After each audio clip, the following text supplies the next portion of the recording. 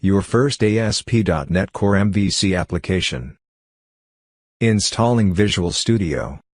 This tutorial relies on Visual Studio 2017, which provides the development environment for ASP.NET Core MVC projects. I use the free Visual Studio 2019 Community Edition, which can be downloaded from www.visualstudio.com.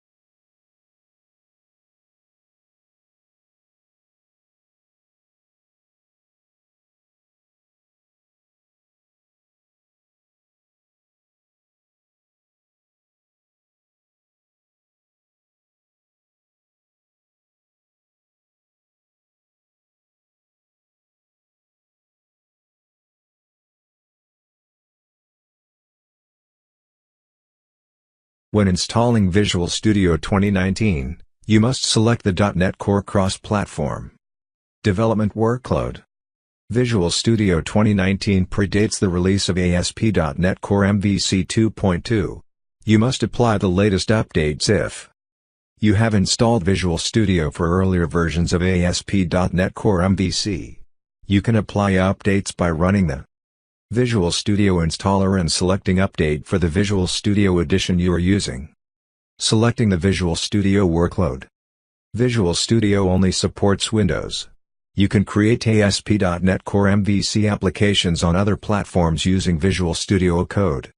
Visual Studio Code doesn't provide all of the features of Visual Studio, but it is an excellent editor and does everything required for MVC application development.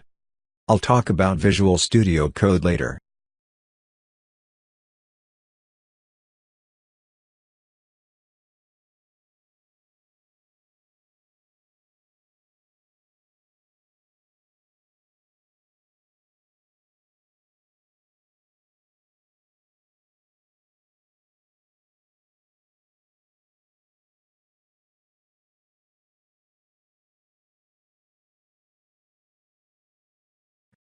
Installing the .NET Core 2.0 SDK.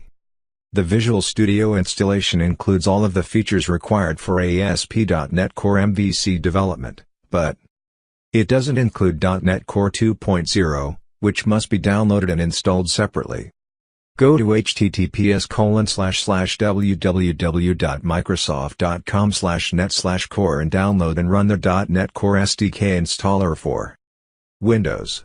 Once the installer has finished, open a new command prompt or PowerShell window and run the following command to display the version of .NET that has been installed.